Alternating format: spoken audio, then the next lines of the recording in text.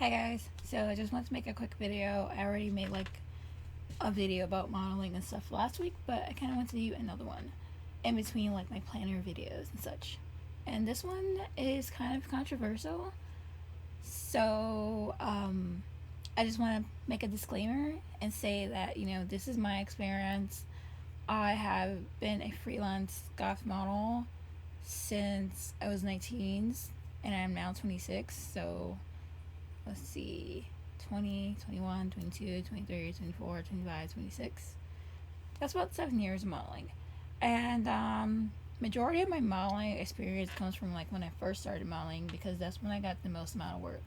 And then every year after that, I've gotten less and less and less and less and less work. And now I only shoot maybe like a handful of times a year, like 2 3 times a year versus like 2 3 times a day, which is a huge difference. And there's a lot of contributing factors to that. And this has just been my experience. When I first started modeling, I used to go to photo shoots with my sister. And like she would go with me to all my shoots. And like she would drop me off, she would just kind of be off to the side, she would take pictures, like she talked to the photographer, like got to know them and make sure everything was safe and all that. And that was cool, you know? That was just my sister. Nobody was like offended or anything by her being there. But there are some photographers who have policies that says no escorts. And a lot of people in the modeling industry will tell you, like, if somebody says that they don't want escorts, that means they're a creep, they're a weirdo, they have no good intentions, they're not a professional, they're not someone that you want to work with. And what I've learned is that that's not always true. A lot of times when photographers say no escorts, they don't really mean no escorts. What they mean is don't bring, like, be mindful of who you bring to the shoot, treat it like a job, be professional, only bring other people that's going to be professional. Like, if you bring someone with you that make you feel more comfortable, or to give you a ride to the shoot, or to help you with your hair and makeup, like that's one thing. But like, don't bring someone to the shoot who's going to be disruptive to the experience. Don't bring someone that's going to threaten the photographer. Don't bring someone that's going to rob the photographer at gunpoint or at knife point. A lot of photographers have home studios, and they want to be mindful of who they bring into their home because they have families, and they don't want to bring somebody into their home that's going to be a threat to them and their family. Especially because like where they live at and such, so they don't want to bring anybody who is going to be a danger to them, their children, their pets, or anything. They don't want anyone to come to their house and just start touching things and moving things around and kind of rummaging and getting into things that they really shouldn't. Like that sort of thing. Some photographers have been robbed at gunpoint, at knife point. Some photographers have been beat up. Some photographers have had hundreds and thousands of dollars of equipment stolen.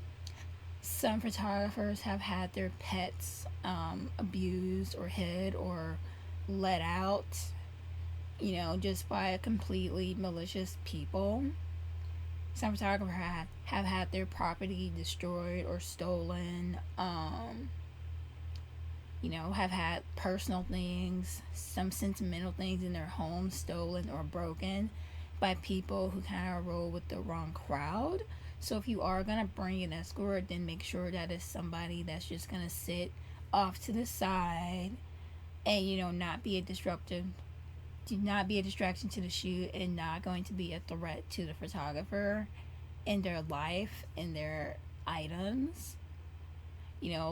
So that's kind of why some photographers say that.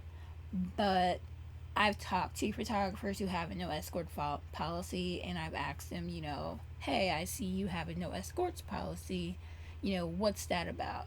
Is it okay if my boyfriend brings me to the shoot and he sits out in his car outside? Or if he's like sitting outside the studio in like a different room or something?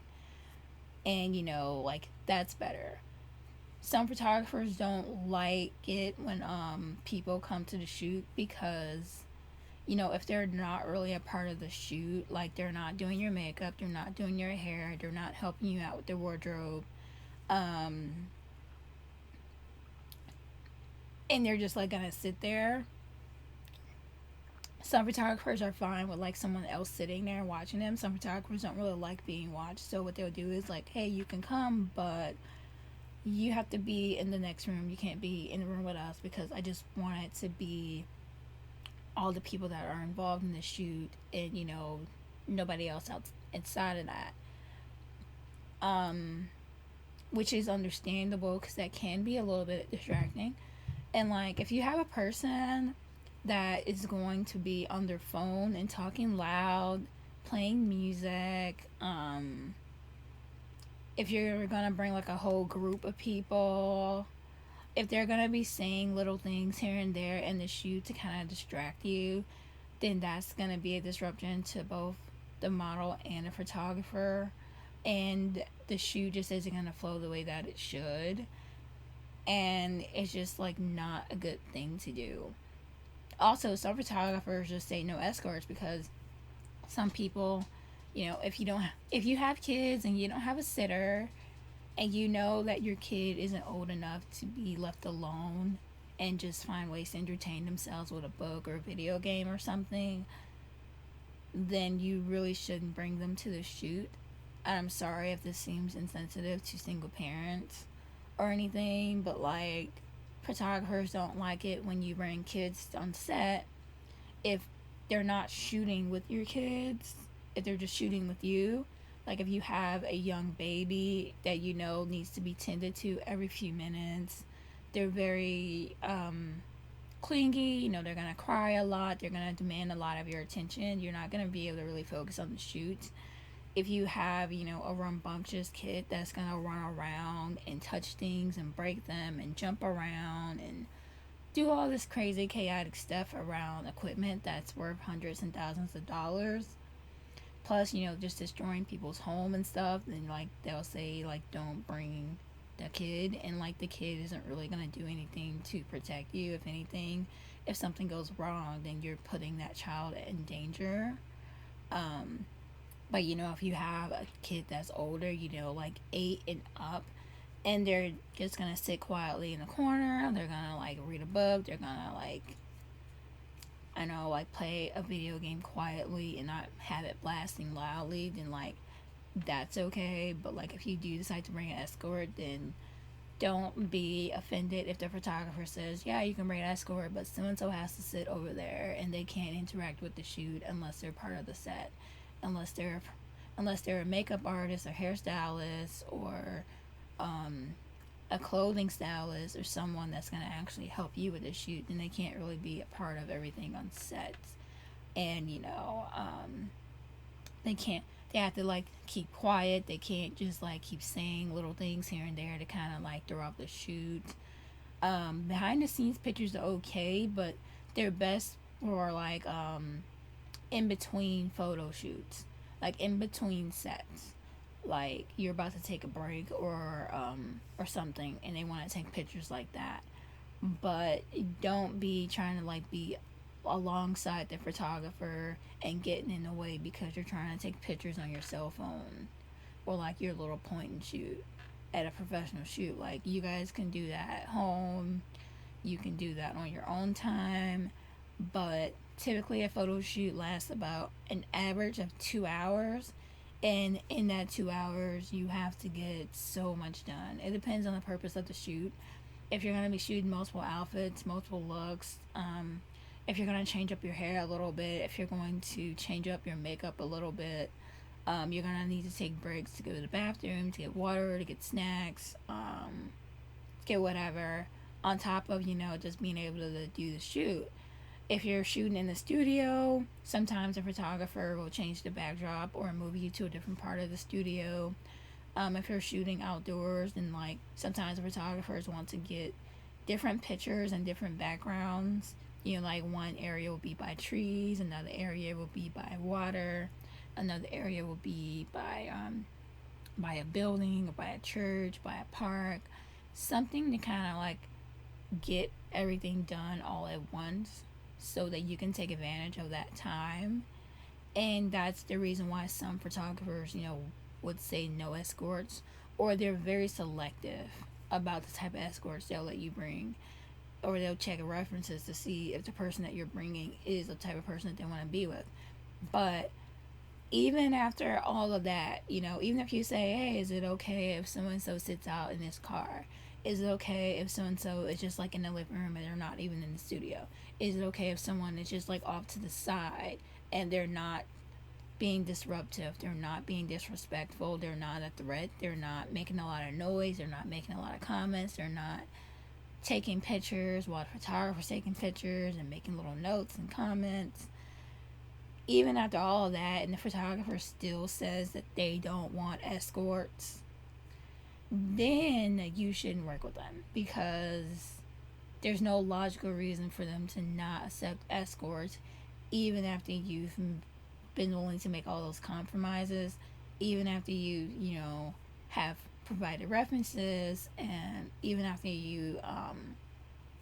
have proven yourself to be a professional, presentable person, and all that stuff, and they still say no escorts, then you probably shouldn't work with them if you're not the type of person that's comfortable working with a photographer without escorts. Especially if you're meeting in sketchy locations or like late at night or really early in the morning. Like, you don't know these people. At the end of the day, there's still people on the internet that you're meeting. And when you meet photographers, some photographers will say, hey, let's meet up at a coffee shop, get to know each other a little bit before shooting. Let's talk about our goals. Let's talk about what we want to do as far as shooting, and then you'll plan a date later. Most people don't really work that way. They'll just kind of like, you kind of get a vibe for each other about talking on the messenger, or talking on the phone before you meet, and you ask questions and get a feel for like how that person is before you work with them. And if you don't feel comfortable for whatever reason, then just don't work with them. It doesn't matter how good a photographer they are. It doesn't matter how good a reputation they have. If you have a bad vibe about them, or if you just don't feel that that person is able to shoot you in the way that you want to be shot, or provide the service that you need, then you're probably better off working with somebody else. But there is a huge debate about escorts versus no escorts. Some photographers feel like, well, modeling is a job, photography is a job. You wouldn't bring escorts to a job interview. You wouldn't bring escorts to a date. You wouldn't bring escorts to go meet your friends that you know online or whatever. And those situations can be just as dangerous, if not more.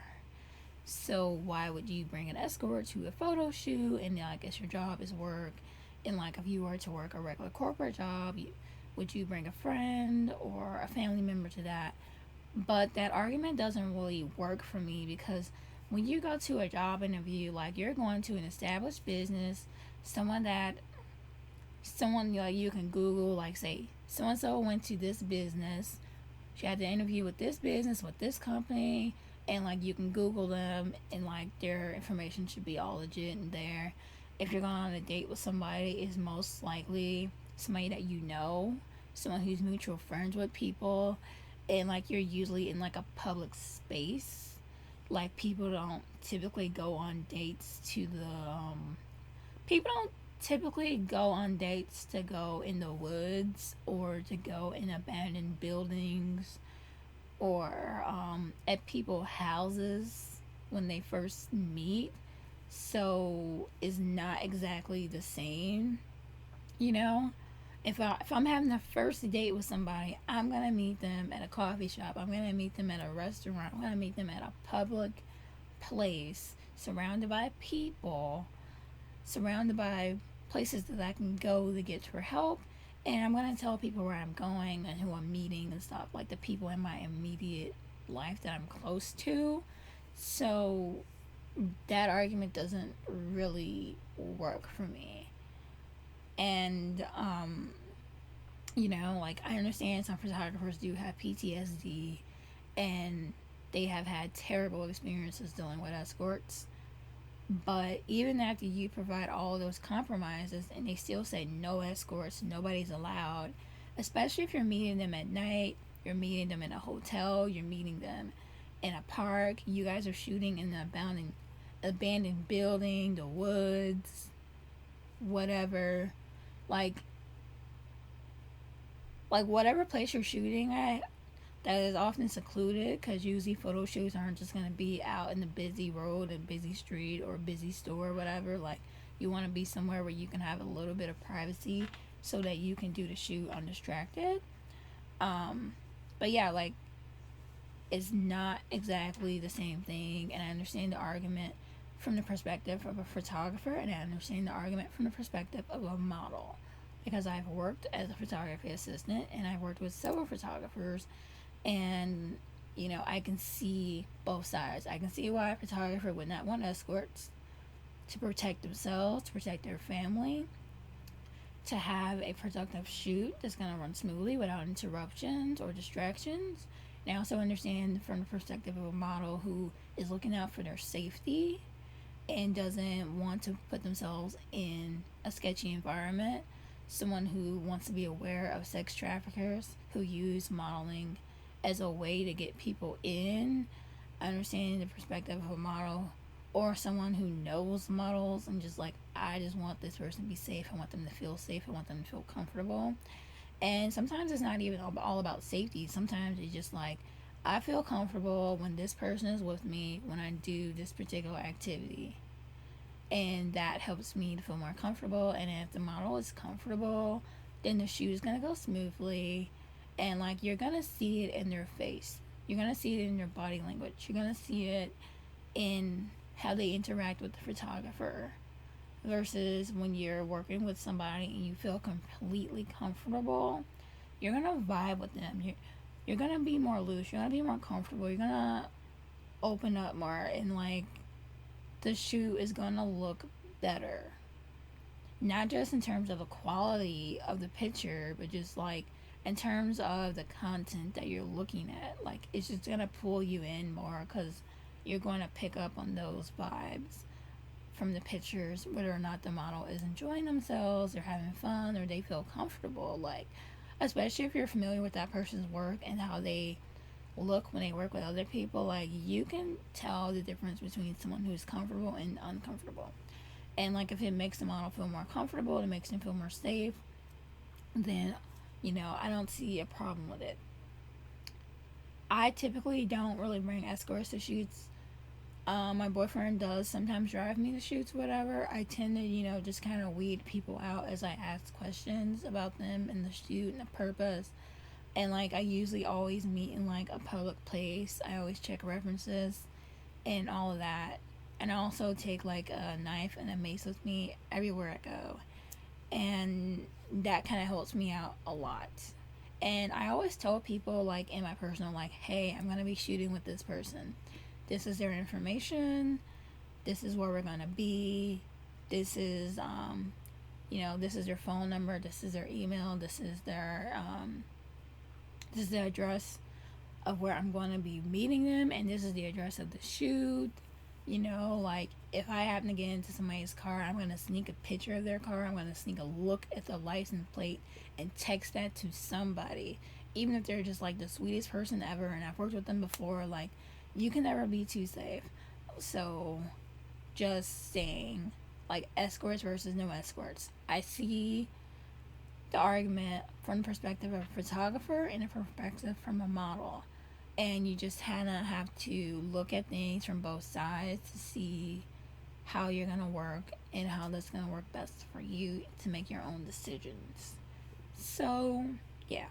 I just wanted to put that out there because some people do send me messages asking, like, hey, this person said they don't shoot with escorts, but they have good work, and I've heard good stuff about them. Like, should I still work with them? And I just want to say, like, ask them questions about why they don't have escorts, and like, is that a flexible thing or no? Like, is it okay if so and so brings you and they just kind of sit outside the place in their car, or if they're just like out in a different room or a different area and they don't typically interact with you unless you need something, or if that person is essential to the shoot, they're a makeup artist, a hairstylist, a clothing stylist, or whatever, and they're gonna be helping you, then that works. Or you say like, I feel more comfortable working with someone who has no problem with escorts, and when I'm more comfortable for the shoot, then it's gonna show on my face and body language, and I'm gonna be able to get more quality results. And if they're still just have no budge policy on that, then just don't work with them if you don't want to work with somebody who doesn't like having escorts. So, yeah. That's pretty much all I have to say about that. If you guys have any more questions, comment below, or you have any experiences working with this issue. If you're a model or a photographer, then comment below.